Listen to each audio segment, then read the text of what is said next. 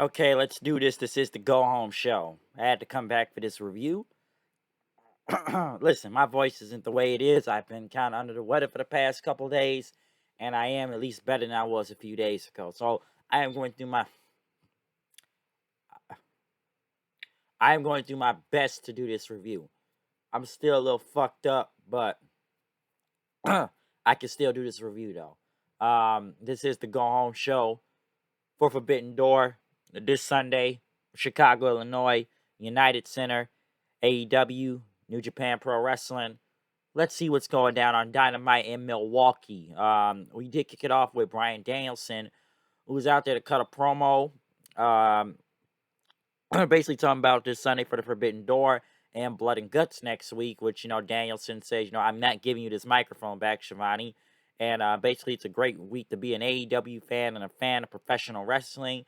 That AEW and New Japan Pro Wrestling, two professional wrestling companies, the best he said in the world, and this interpromotional spectacle as Blood and Guts, talking about the violence of what it was, and he's happy that the crowd is, up to it, and talked about he planned on being on both of those events. That Chris Jericho had paid Zack Sabre Jr. to challenge him, and he was looking forward to being in the Blood and Guts to you know get Chris Jericho and his Flexic Coxman out there a taste of their own medicine.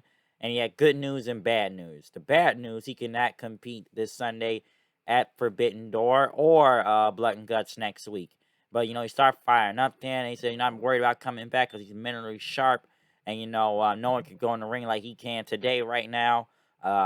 Danielson went on to say the good news is he has found a replacement to face Zack Sabre Jr. And that everyone's going to be astounded about what he does in AEW. I guess as a new member of the Blackpool Combat Club. And he says, you know what? I'm not going to give you his name because I came out the bad guy tunnel, okay? And he's not going to tell Zack Sabre Jr. either and whatnot. You're all going to have to wait because, who is the best technical wrestler in the world right now?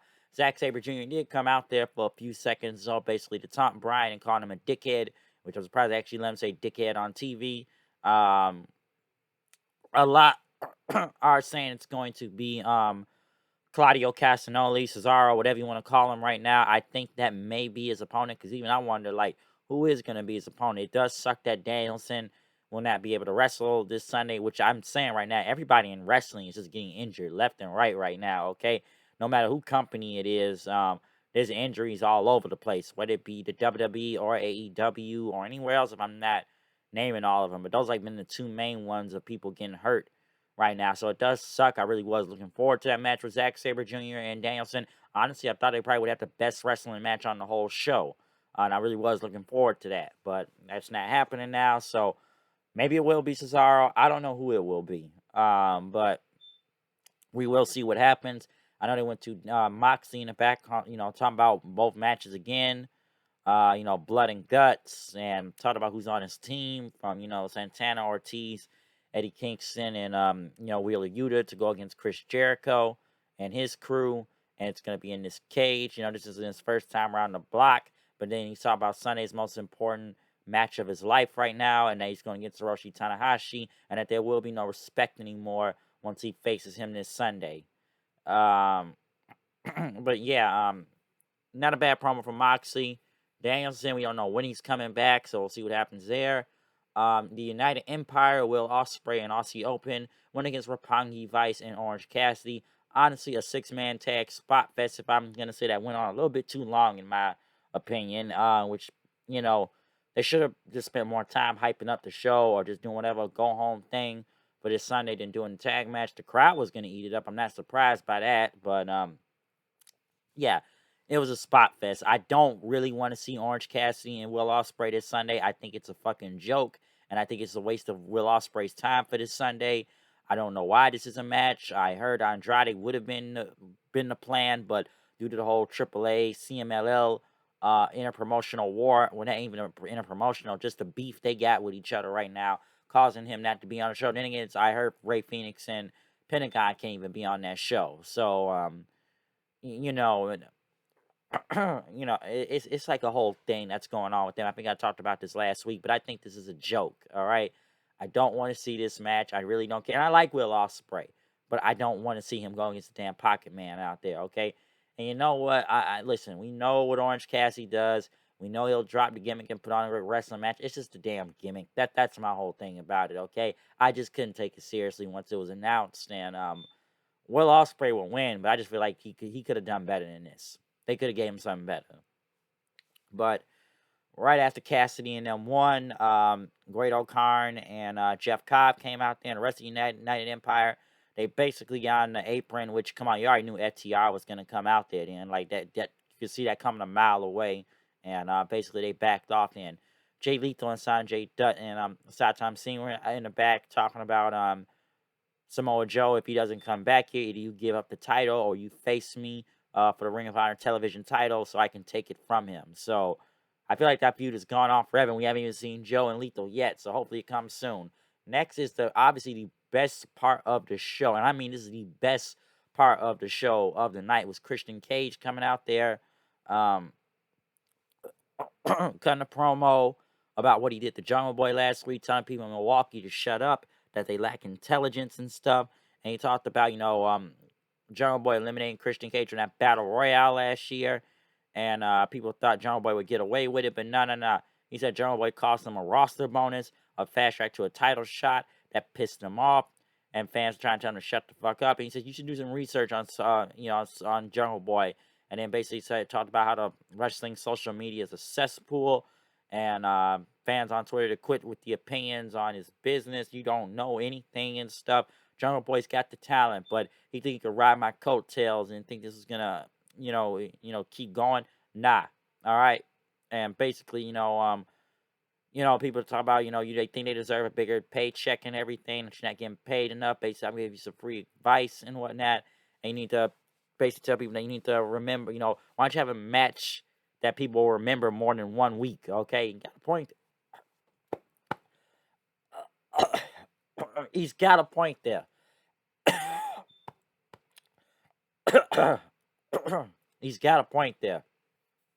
But, basically talked about Jungle Boy again and talked about, this gravy train is over. Tried to make as much money as I could managing his little crew and everything.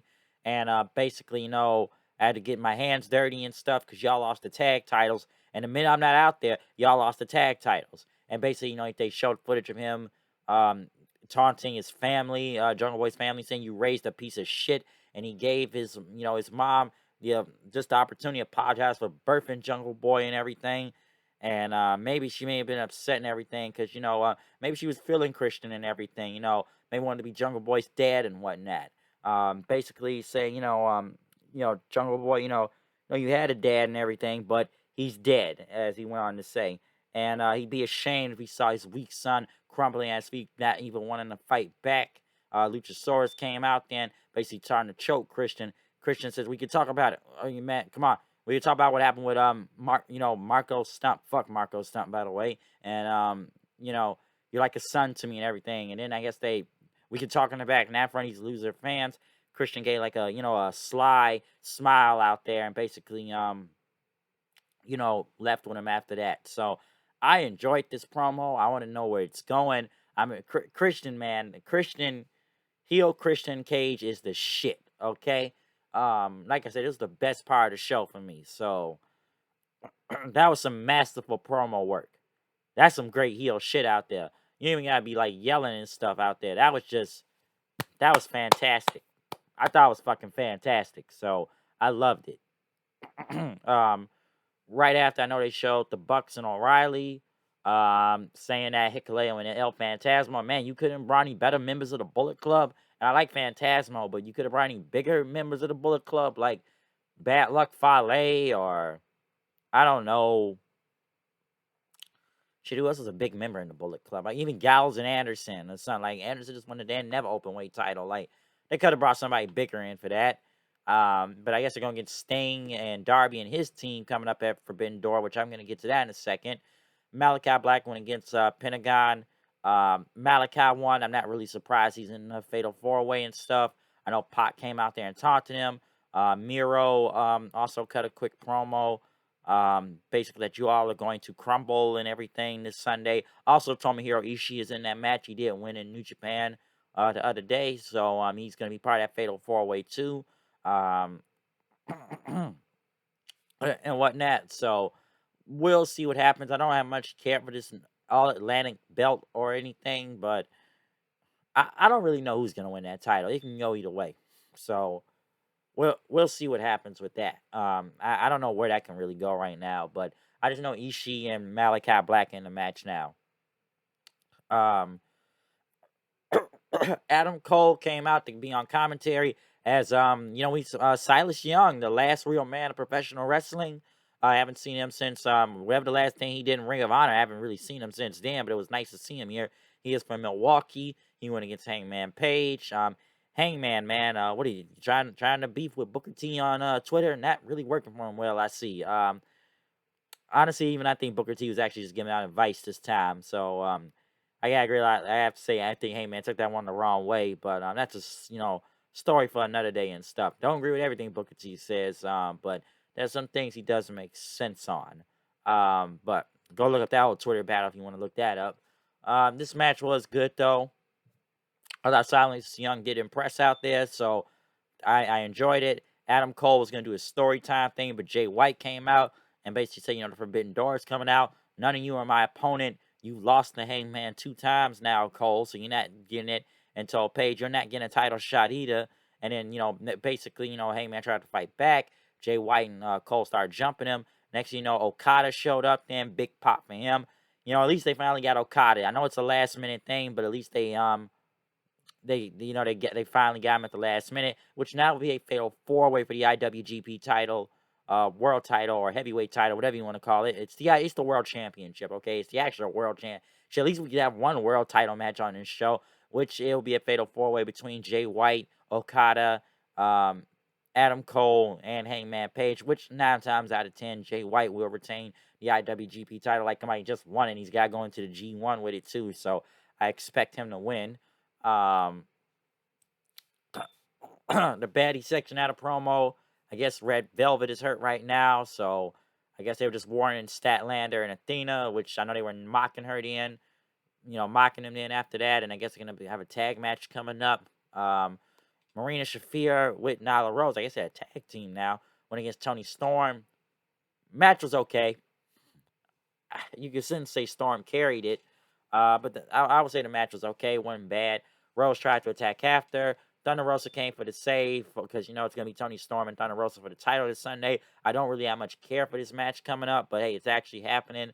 Also, Darby Allin was in the back with Sting saying that Lij will be on their side, which they don't have Naito, but they brought in Hiromu Takahashi and Shingo Takagi, which I'm glad to see Lij on this show. Don't get me wrong, but I'm very surprised that Naito is not on this show. Given this is a big show, you think you get some more bigger names from New Japan Pro Wrestling. Not that there are already bigger names on here, but Naito is a very big name in New Japan Pro Wrestling. So I'm surprised he will not be on the show. Shit, I'm just surprised they didn't bring all of Los Ingobernables over here. But then again, I know the whole CMLL thing. It would have been nice to see Andrade and all of them back together with Rush and reform Lij, just all of Los Ingobernables back together. But we're only getting 2 members of Los Ingobernables. And honestly, it feels kind of random that they're being brought into the show at the last minute. Yeah, I know Hiromu Takahashi did lose to Taji Shimori for the damn IWGP Junior title the other day, which, by the way, Kushida is back in New Japan, but Hiromu has won the Best of Super Juniors 4 times in a row now, which wasn't needed. But hey, at least he'll be in America this Sunday, so it'll be nice to see him. But still, it's a last minute thing to be doing that. Um,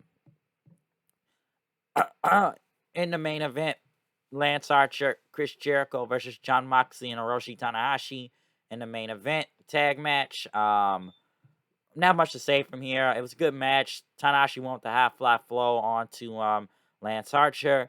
Tanahashi and Moxley basically had a stare down the entire time while a giant brawl happened outside between Eddie Kingston, Jericho, Sammy, Yuta, Minoru Suzuki comes out then. Shota Umino comes out then. Moxie's young boy. Everybody's brawling and brawling and brawling and brawling. And Jericho and not Jericho, but Moxie and Tana just stand there with all the chaos is going around. Let me say this about this show this Sunday. I do feel like a lot of these matches are really last minute and stuff, and I feel like them booking going into this show has not been the best build. I feel like it's just been just random New Japan guys showing up every week, but then it's like my friend told me, when you're trying to book 3 different shows at one time from what the Forbidden Door, you had Double or Nothing, you had the Blood and Guts that's next week, trying to book all these 3 big shows at the same time. I feel like they should have took more time to build these shows. I feel like they should have got a lot of these guys out here sooner. But then again, New Japan has their own schedule going on, so you can't get them all at the same time.